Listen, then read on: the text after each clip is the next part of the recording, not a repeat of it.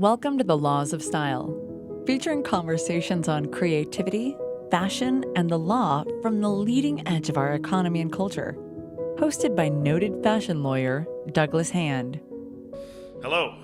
Hi. And welcome to the podcast for all of our listeners and you, Daniel. Thanks. The Laws of Style, podcasting to you high above Bryant Park at the offices of HBA in New York City. Today, I'm joined by Daniel DuGoff, who's a friend, a client, a mentee, I guess we would say. As we met first through the CFDA incubator program. Yep.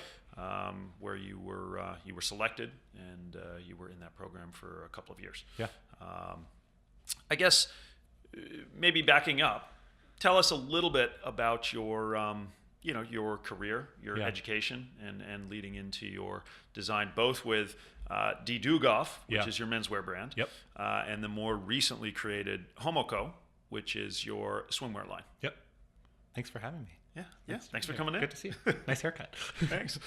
So I'm a menswear designer, but not by education. I studied architecture in college at WashU in St. Louis, and loved design, but not that design. Now is that because at WashU there was no apparel design? No, there's a really strong fashion program. I made a decision when I was 17 that I was looking at art schools and architecture schools, and I was on a tour of an art school with my dad, and I was like, I don't want to choose painting and have to do painting for 4 years. Right. And like all the architecture programs I was looking at were like, we give you a problem, and then you get to draw, you get to build models, you get to do computer animations, you get to do sort of whatever materials you want to do to solve that problem and to explain your thought process behind it.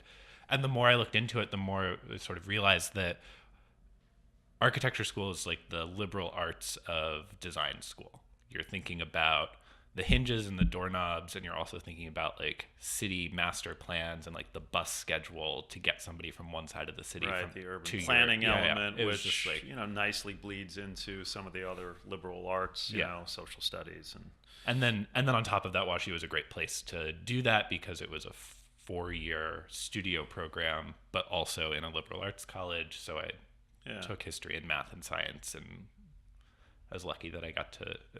Our language requirement was fulfilled by architectural history.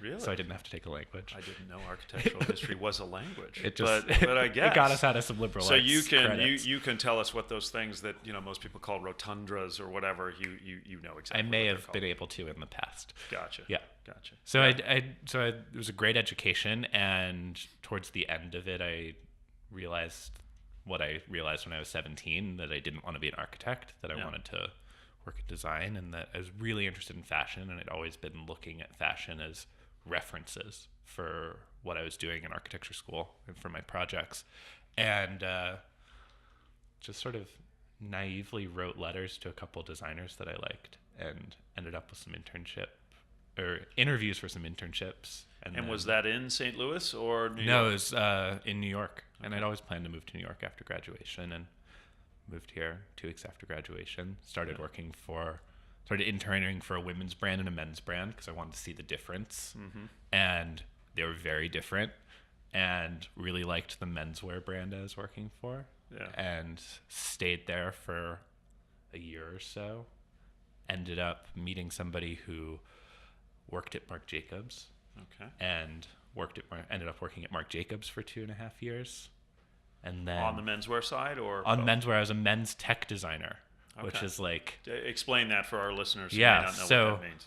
Technical design is a department that exists in bigger companies and does not exist in small companies. Indeed. Where you're sort of a liaison between design, fabric and trim development, and production. So we essentially, our team owned all of the sampling process. So the design would pass us the concept sketch and references, and we would build all of the information that gets sent to the factory to make that actually happen. And then we got the sample back and we would present that back to the design team. Okay. And all of the iterations of change went through you. That whole process went through us until it was approved for production. Okay. And then we'd pass like a complete set of information to the production team. Okay. And then it's more complicated than that. But part of what our responsibilities included was all the domestic sampling. So we did a lot of stuff in New York, a lot of sampling and some production in New York. Mm-hmm. So, and often around the garment district here, and where we are. And that was kind of my favorite part of that job, was like getting to leave the office and go hang out in factories, and look at zippers, and pull together trim packs and sit down in factories and problem solve and figure out why things weren't looking the way they were supposed to look. And I had amazing mentors and people that I worked with at that job who I could sort of call it my LVMH fashion school. So like I was there for like a little over 2 years, and I learned how to do things the right way, how to develop product.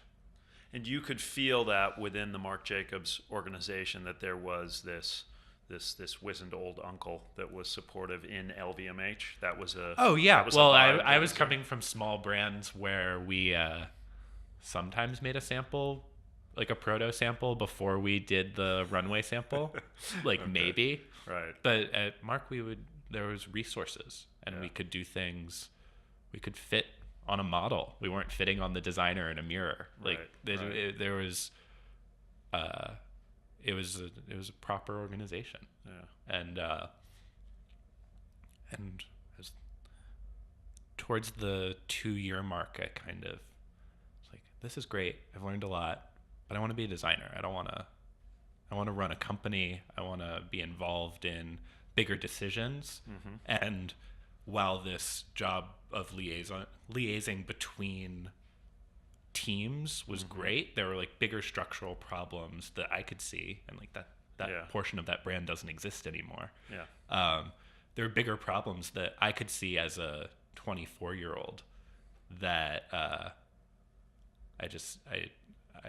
couldn't change because it was too big of a company.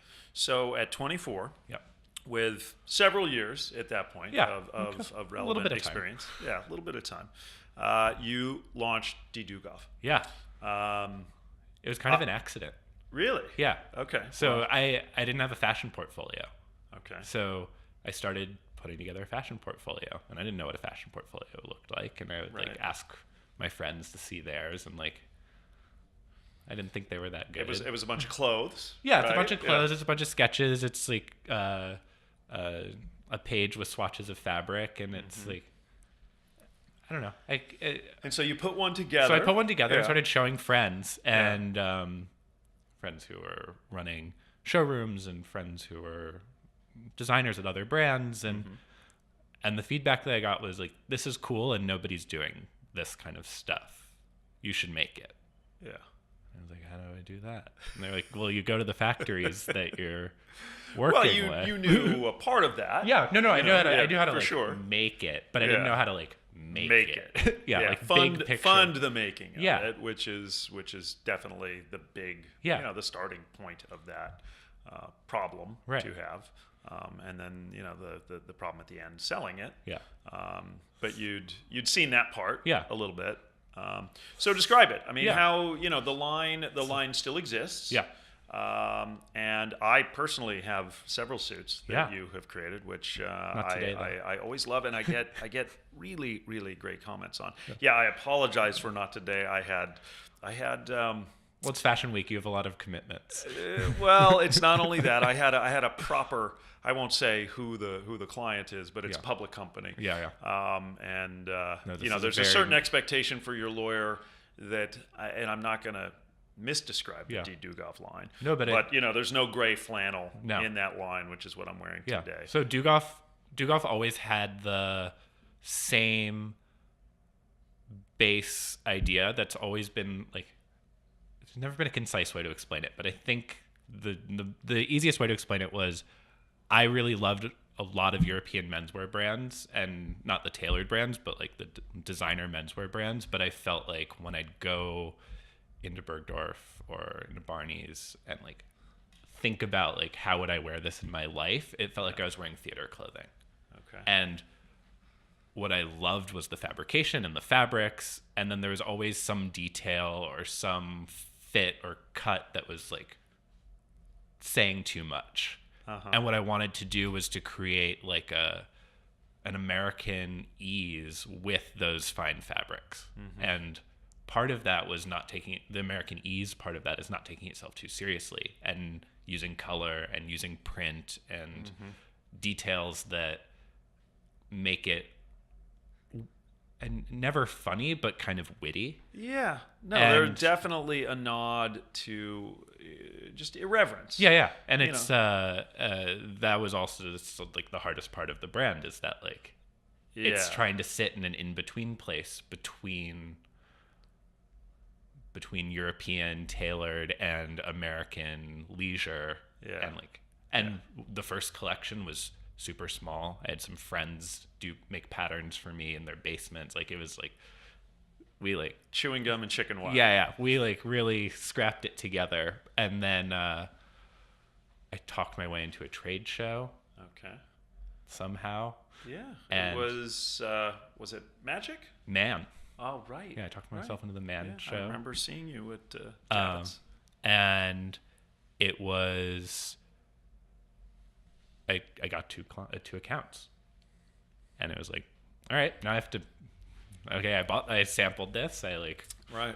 I got into a trade show. Now I have to make it. What next? I have to make it. So then I made it, and then and I was working out of my apartment, and like it was winter, and I was going crazy because I'd be inside for like 4 days at a time, and then I sampled the next collection, and Opening Ceremony picked it up, and Eastdane picked it up, and like a couple other like bigger accounts. And for the benefit of some of our listeners Yeah. who may not understand the industry and Yeah. its timing, so you sampled your next season Yeah. before delivery of your first season. Yeah. right? So it was a. So you're thick in it. You've started a business, Yeah. and now not only are you going out of pocket to fund production of those two accounts that bought, but Yeah. you also have to go further into pocket, Yeah. into one's own pocket, Yeah. to fund the sample production for the next season. Right.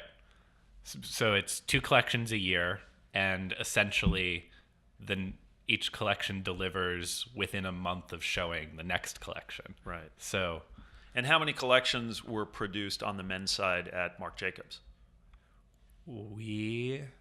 that's a good question. We delivered 11 times a year.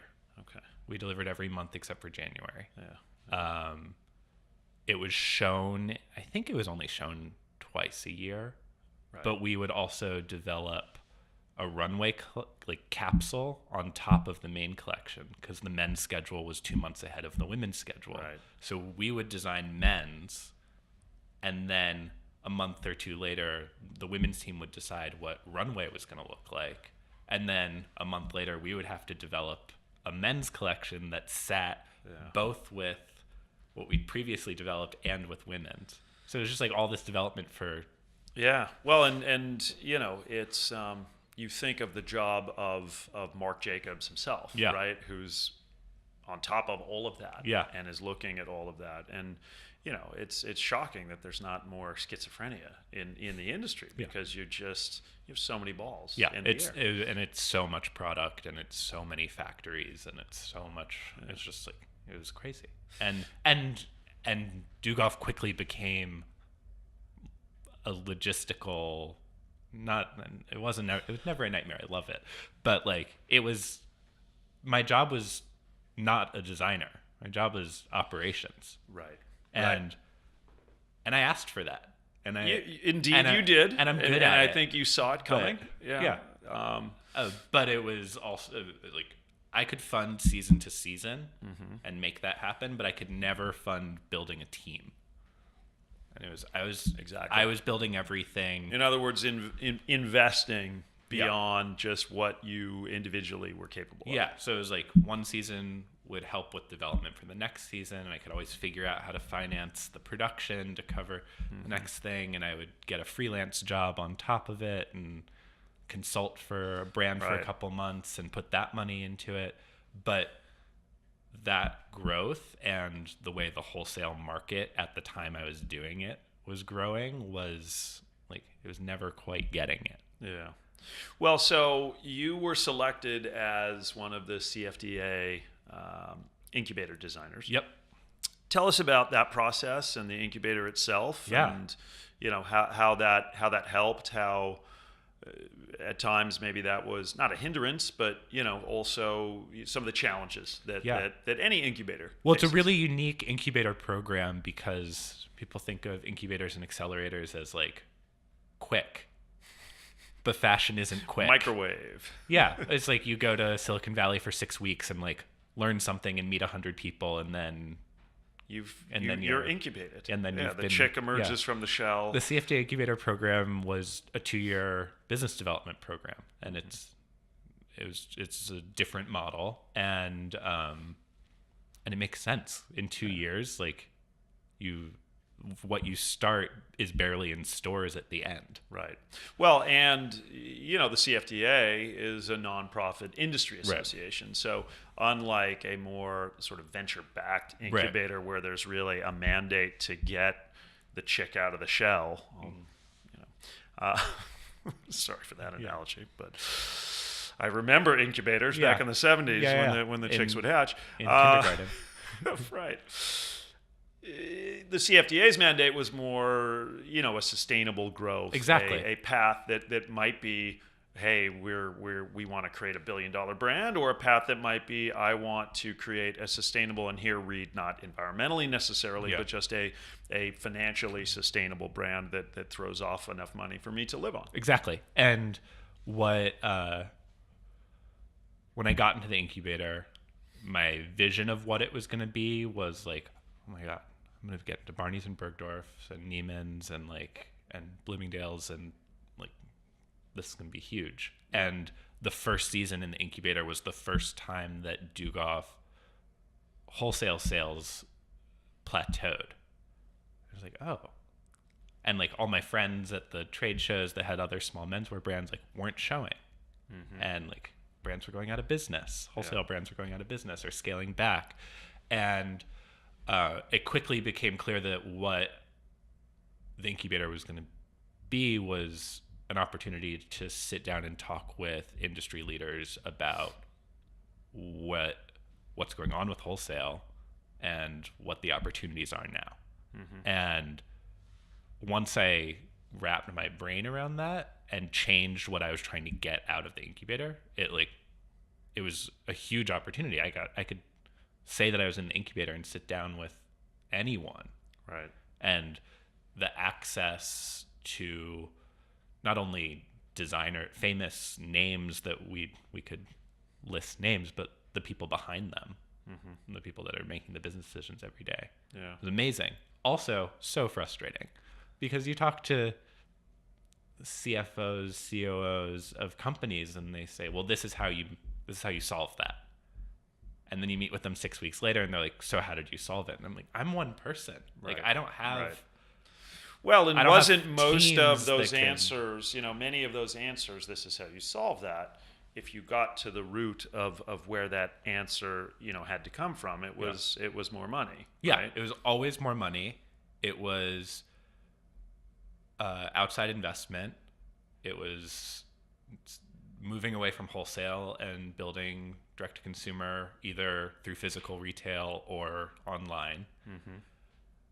And the other thing I had to keep reminding myself was like, these people are brilliant, but also solved problems in the 90s and early 2000s. Right. And are at the top of huge companies that are still living off of that success. They're in their major, wholesale may be struggling. And they're having the same problems I'm having. Right. So... But more with declining profits as opposed to just revenue generation. Exactly. Just because they're on the shelves, they're on the racks, and they're established. Okay, so to the movement of new brands, let alone the old legacy brands, direct to consumer being the business model that is being funded today. Yeah, I often posit that has made barriers to entry to starting a new brand higher than ever, because unlike your story, Yeah. where you funded, you bootstrapped yourself to fund sample production and immediately became a national brand, Yeah. even with 2 wholesale accounts. Yeah. And poof, there you are. Yeah. Or boom, there you Yeah. are, not poof. Direct to consumer, you got to have a fully built out website Yep. with fulfillment, and that assumes you're not doing brick and mortar, which Is a let's whole not other get thing. started with Yeah. brick and mortar and becoming a shopkeeper. Yeah. So is that something that you think is true? And moreover, I think that dovetails nicely into you describing HOMOCO, Yeah. which is following that model. Yeah. So in concept, yes, I agree that the bar to entry is much higher for building a digital brand. The caveat, which is what I'm doing with HOMOCO, is that if you can create a community around a brand that you can build, these are such cliched words at this point, but inclusive and what's the word I'm looking for? If you can build authenticity around a brand, And then people latch on, and you still need a huge marketing budget, and you still need to finance a huge amount of production and all the content that goes into marketing that. right. But it's just a different set. The grass is always greener. There's just a different set of problems and a different set of solutions, and it's just being creative about how you get And them. once you are there, Yeah. so let's say you get to that somewhat promised land Yeah. of you've got 3 brick and mortar Yeah. retail locations in great locations where your tribe, Yeah. your customer, Yeah. and I'll ask the question so we can talk a little bit more about HOMOCO and what that tribe I should is. explain that. Let's say it's San Francisco, Miami, and New York. Yeah. And you've got a fully built out website. Yeah. Now you're really freed up because your access point to your customer is direct. Right. And there is no middleman that is buying your product, and Yeah. I'll buying Yeah. your product, placing an order for your product, Yeah. paying for a portion of it, Yeah. and reserving the right to ship back what doesn't sell Right. and get a credit against the next season's Right. order. Now you control your inventory as Yep. well and how much you make. And And you control the whole brand story. right. You tell the story start to finish, as opposed to relying on a retailer to finish the story for you. Yeah. Which is why I think in this slightly new regime where there aren't adjacencies anymore. So no longer would DuGoff or HOMOCO maybe worry about am I next to Rip Curl in a Modell's or am I next to Onia in a boutique swimwear store in St. Bart's. Yeah. But you can create your own adjacencies really through, I've seen collaborations almost take that role. Yeah, collaborations, influencer marketing, Right. who's posting the pictures of it. Right. And now you have your own storefront, Yeah. both virtual and if you have brick and mortar actual, where those collaborations, those adjacencies can cohabitate Yeah. for as long as it makes sense for them to, for both brands, which I think is an interesting model and an interesting way for brands to kind of, seize that control, but still give the customer something a little bit broader than just the one narrow thing that they're doing and doing well. Exactly. Is that a model that you want to explore sure. through HOMOCO? Yeah. So I guess I should explain what HOMOCO is. Yes, let us do that. HOMOCO is the easiest way of explaining it is HOMOCO is a gay lifestyle brand built around swim and summer and sustainable supply chain, affordable pricing, and basically endless print collaborations, both prints that I design and artists that I'm friends with design, but also influencers, locations, events, stores. It's sort of endless what we can do. And it's HOMOCO was a gas station chain that my great grandparents had in DC. So there's this like weird legacy, full circle and legacy thing element to it. Of like, it was a gas station that my great grandparents started during the Depression and built to 20-ish gas stations around DC. And my grandmother, and do you have? my grandmother ran the business with her husband, with my grandfather. My dad ran the business. Do you have images from those Yeah, times? and I have black and white crazy HOMOCO tank archival trucks and images of stations and uniforms and trucks and amazing signs. I was like, why are all the signs so great? And my dad was like, because we would go to a sign guy and say, we need a new sign. And they would say, well, this is what we put arrows on signs now because it gets people off the street onto your lot. Right. So there'd be like a bowling alley style HOMOCO sign. And do you have any access to any of those? Yeah. Hard. Oh, wow. I have all the images. I have patches and like that were on. So I can't wait uniforms for the opening of the San Francisco, New York, and Miami stores. Well, so what's great about HOMOCO is that everything we're doing is limited edition. So the swim trunk fit and fabric is consistent, and the products that we're adding on top of that, starting in a couple months, will be consistent bodies, but we'll keep telling new stories through the prints on them. Yeah. Which means that there are relevant places to show up and do physical events and to do a pop-up in Provincetown or to be in Miami, or like there's just so many places we can go meet our customer and be there for a day or be there for a month or and maybe longer. But what I like about it right now is that the opportunities are kind of endless and we don't have to be tied anywhere because we're digital. We're a digital brand. You can find us through Instagram. You can find us through your friends wearing our swim trunks. And then we just happen to be where you're spending your summer. And there's an inherent scarcity Yeah.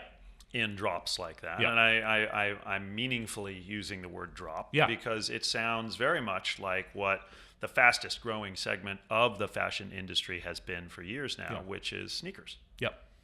So was that a thought kernel that led for to sure. that? It was how do you build something desirable digitally?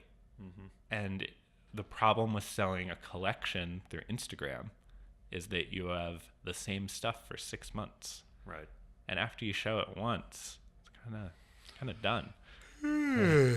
Exactly. Yeah. And what I wanted to do is to create a brand that was constantly engaging and exciting, but also you knew you loved the product. It's a affordably priced swim trunk, and then the other layers of product and merch that accompany that.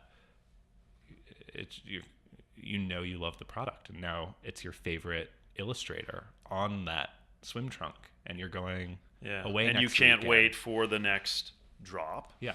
And there's nothing that says you can't reissue, and Exactly. in fact, I'm and there sure can be evergreen, and like people keep asking if there'll be solid colors. I'm like, sure, maybe. Like that's a novel idea. I grew up in the era of surf and beach culture in Southern California, where I vividly remember the neon trunk craze of Mossimo and club sportswear. These were basically volleyball trunks that we all wore down to the beach, and they couldn't be bright enough. My favorite was sort of the neon green, because I thought it made me look tanner, which I think was misguided. But be that as it may, sort of back to the story of HOMOCO being one that has roots within your family, and the DuGoff line,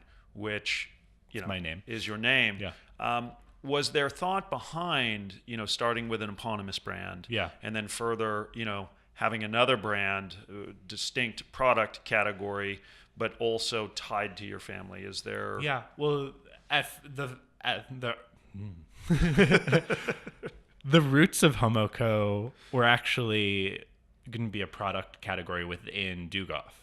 And because many of those prints that I have seen are evocative of, you have a great line of shirts that are really known for the prints, right? Both short sleeved and long sleeved, like, but very fun, and graphic sweaters and lots of color, and the idea of bringing that sensibility to swim within DuGoff made a lot of sense.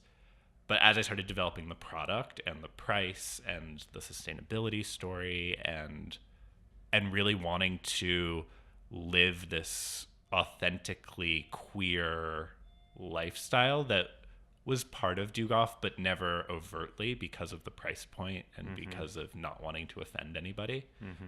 It just became its own obvious thing. And it's so exciting to work on, because every part of that we just went through is like authentically what I love.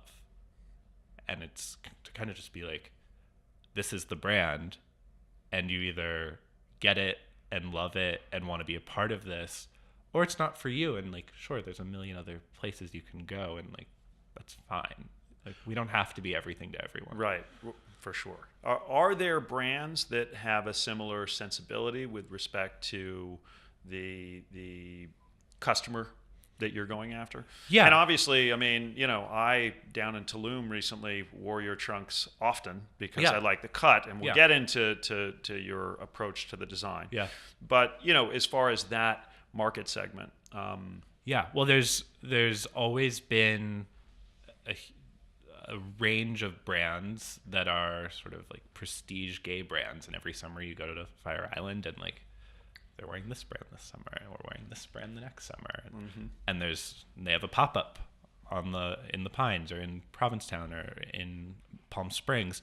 And what HOMOCO is doing differently is that often these brands end up selling an image of what a gay man should be that is white and chiseled and like and unattainable, and they end up selling jock straps and sitting in more of a sex store context. Okay. And the thesis for HOMOCO is that we can be a mass appeal brand in the queer community and be really inclusive and show a full range of identities and ages and sizes.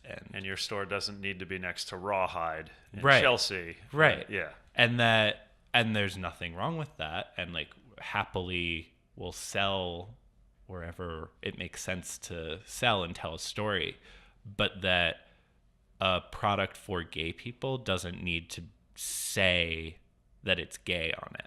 It can just be, it can be a wink and a nod to a community. Right. So, leading into the design. Yeah.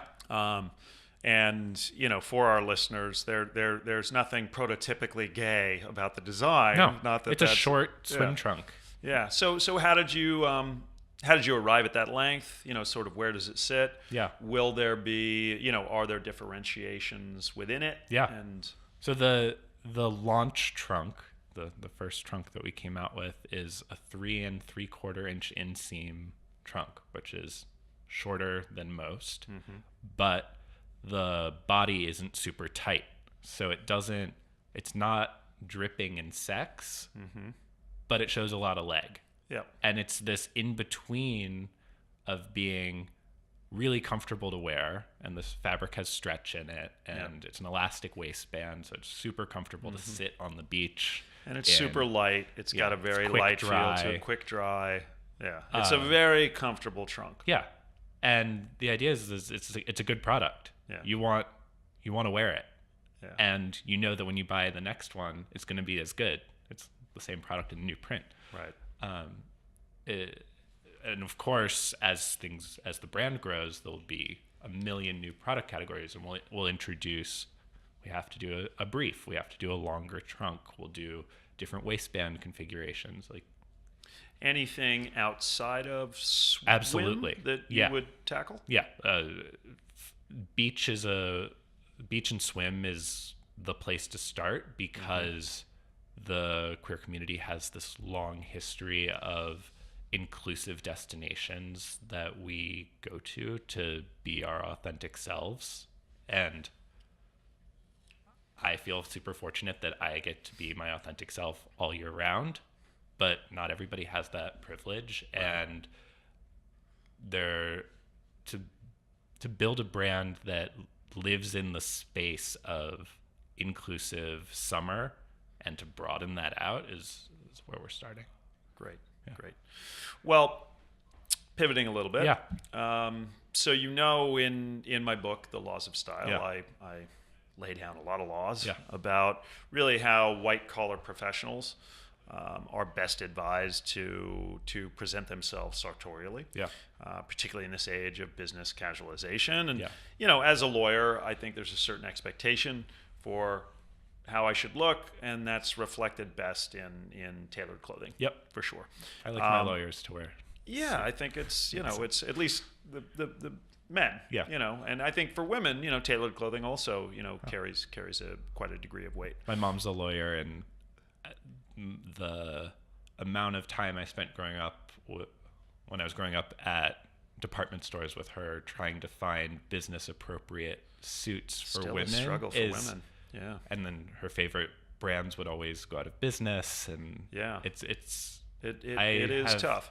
Well, and when I was writing the book, my publisher, the American Bar Association, did want me to cover both men and women. And I think it's very hard as a man, for any man, even a fashion lawyer, to be guiding women as to how to make their choices. I mean, women's bodies, unlike men's, in the workplace, unfortunately, are highly sexualized. Mm-hmm. They simply are. The question of if a woman is wearing a blouse that has a leopard print on it, if she's saying something different than I just like the print, is not something a man has to go through. Right. It is not a jury that he has to appeal to. Or the height of her heels. Or the height of her boot. So I think it's a great. The ABA, since I know you're listening, I mean, it's a great book, and I should write the foreword to that book, perhaps. But it's definitely a struggle for women. But back to you. All right. So as an entrepreneur, as a designer, how do you look to present yourself? And is HOMOCO and DuGoff a response to that? Is that the way that did you make the clothes because they're the way you want to look, or are there brands that you gravitate to? I wear almost exclusively DuGoff, and now on a daily basis I'll wear HOMOCO t-shirts and beanies. And it's a good question. I like a lot of other brands. I rarely shop for myself. More from a time and finance situation than anything else. But I do think it's important that when I'm meeting somebody, I show them the reality of what's in my head, that I project the brand that or the brands that I am building. And if I show up in sweats or I show up in a suit, it's well, then DuGoff isn't believable. Right. I have to live in these worlds, and part of it is I'm building the worlds I want to live in. Right. And DuGoff is definitely a reaction to wanting to give my friends a better options of what to wear, and nothing makes me happier than showing up to brunch and seeing people wearing my stuff. Like my friends wearing my stuff. It's great. For sure. Well, I always ask, sort of the 4 W's of what my guests are wearing into the studio. And maybe you've answered most of that by your answer. But I guess for the benefit of just our downloaders of from iTunes that aren't getting the visual available on YouTube, what do you have on, and who makes each piece? So I'm wearing a DuGoff sweater. With a HOMOCO t-shirt underneath, which has this amazing marble print. Now, is that so? That's marbled and it's not tie-dye. It's sort of like on the quick flash up looks a little tie-dye. Well, but so it's a marbling process. They like starch the shirts and dip it into a marble bath. oh wow, It's amazing, and each one's different. okay. And I have ones where like the ones I wear are the mistake ones where like the sleeve didn't get dyed or there's like a giant black spot on it. Right, the collector's item. Yeah. ones. Okay. A pair of DuGoff pants. And so those have a tuxedo stripe, a sort of a wide tuxedo stripe down Yep. the side. Yep. And a pair of bloodstone boots. Yeah. And all blue. You're rocking the monochrome. Yeah, I end up that way a lot. Is that okay? Yeah. And is that sort of many designers Yeah. have these uniforms. Yeah. And they're often different items, but they're a very similar color palette, which is usually pretty muted. Yeah. Often featuring a white or a black T-shirt. Yeah. Is that one of your things that you just kind of, hey, most of the things in my closet are navy blue, or You know, it's easy, yeah, and I do wear a lot of color. Like I wear a navy sweater basically every day, but lots Yeah. of t-shirts, socks that Yeah. are colorful. Well, you do have a little now. The only non-navy item are your socks. Yeah. Which are those made by anybody in the sort They're- of pop sock regime? Is that Nice Laundry? No, they're old Mark by Marc Jacobs socks. wow. We did a really good sock program. Every print we did also came in a sock. Oh wow! Yeah. I didn't know that. was amazing. Is that still a feature as far as you know at No. Marc Jacobs? No. Well, they don't. There's no men's anymore. Oh right. I thought it might be for women Yeah, as well. they but no. they might do it for women, but I'm not sure. Yeah. But our men's socks were like bestseller. Yeah. They did a good Well, job. and that's been a growth category. You've seen a lot of new entrants. Yeah. And back to the DTC model. Yeah. I mean, if you have to keep your own inventory, socks are pretty, Yeah. pretty small. Yeah. So Well, it's hard for fulfillment centers. I was talking to a brand last week that does underwear and socks, and they're saying that like they used to work with a huge logistics center and had to move everything back to their studio because everything was getting lost. Wow. Because it's just like their packaging is so, So small. They're used to shipping gets- a big crate. Yeah. Well, how about this is often a question I ask, which gets answered in the either I don't know or there is no season, but the Yeah. when, Ooh. our third W, are any of these items from a particular season? Yeah. Okay. So the sweater, it's like, what year is it now? The sweater is fall 2017. Okay. The pants are spring 2018. The t-shirt is is holiday, current season. Right. HOMOCO. Okay. No idea. The socks are easily 7 Yeah. years old. Yeah. Well, and so for listeners who might be confused, Yeah. that a designer on a winter day, although we've had some funky weather Yeah. here recently, is wearing both a fall item Yeah. and a spring item, Yeah. top and bottom. Yeah. How does that work? How is it that a spring item is still seasonally appropriate in winter? Yeah. Well, it's barely winter outside today. True. And it's The- navy blue. It's not Yeah, screaming. it's spring. not screaming It's not spring, like it's a and- seersucker. And that's- what DuGoff does is introduces a style and then builds on fabrication. So I would almost every season do it in a cotton twill, and then in winter also do it in a wool or a wool silk. So it's these were the spring ones because they have a nylon stripe down the side, Got but the it. nylon isn't exclusively springtime. And what did the winter have down the side? Did it in Was it corduroy? Yeah, there was a corduroy version, and there was like wool with a different color wool. Okay. Yeah. Okay. Well, you look great. Thank you. The last W is really why, which I think you've more or less answered. It's kind of it's a little bit of your uniform, but any further, your day to day and this Yeah. particular apparel choice. Generally, I wear the same thing every day. I sometimes switch out the pants, but generally the same thing most days. And So the why is because it's a Wednesday. because it's Wednesday and the sweater was clean. And Right. Well, so shifting a little bit into what I think we're both seeing as an additional, I think, unique business proposition heretofore. I know a lot of brands have kind of suggested that some of their menswear might be appropriate for women, some of their women's wear might be appropriate for men. Yeah. We're seeing brands come online now that are branded as unisex. Yeah, for sure. That are the flag is planted squarely in the middle, saying, "Hey, this is intended for both of you." Yep. What do you think about that? I love it. Yeah. I mean, for DuGoff, I'd easily 20% of my online shoppers were women. Wow. And who knows in store, right, what percentage it is. And when it's a men's and women's boutique, things are merchandised all over the place, and people shop how they want to shop. Right. With HOMOCO is a really intentional proposition to launch with an elastic waist bathing suit because it's something that is gender neutral. Right. It's right. A short is a short, and it's clearly sitting in a men's space, but it doesn't exclude. Yeah. I'm not super interested in women's swim as a category.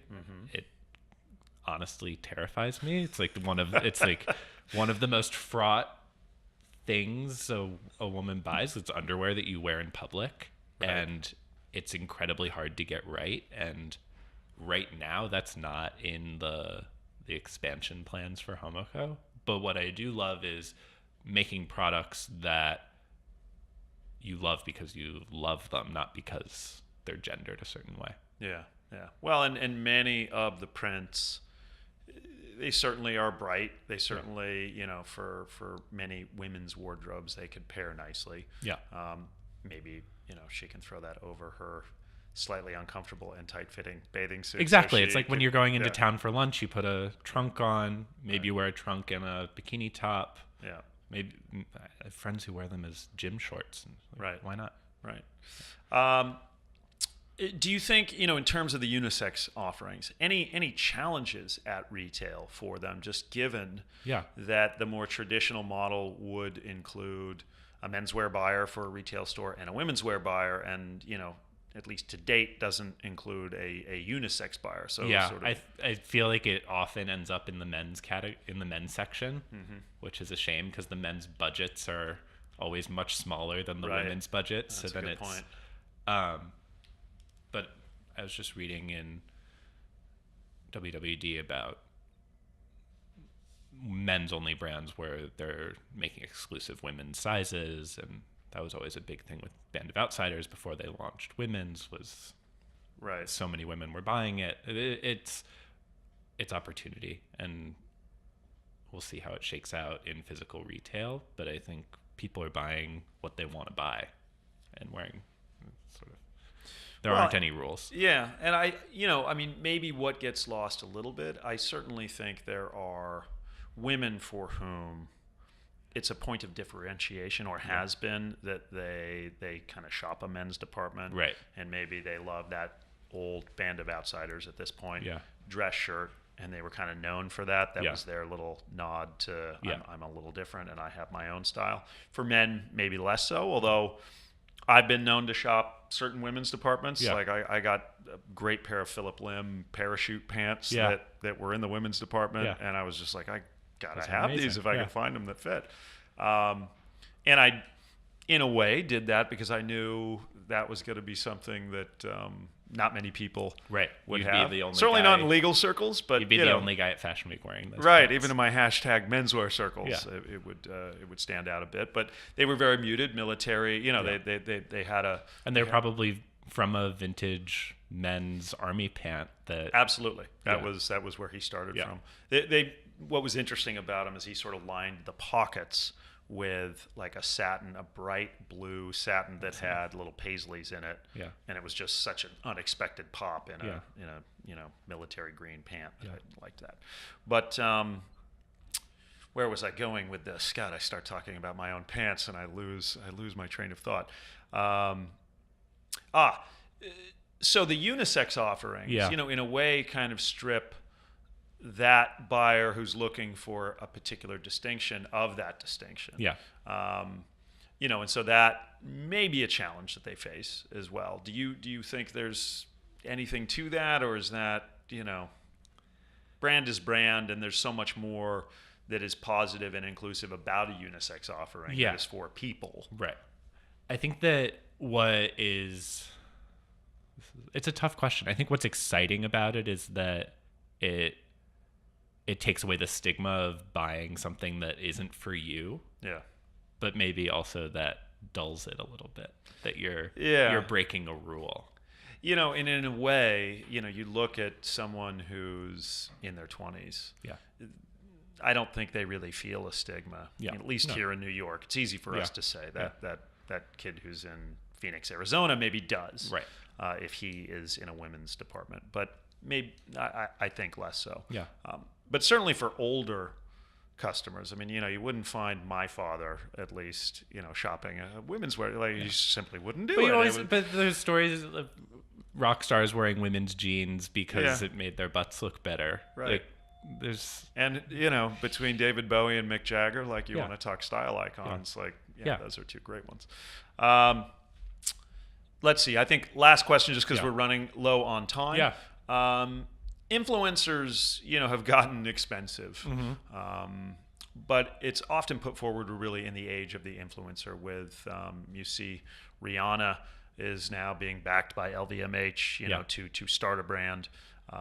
They see so much value in what she represents.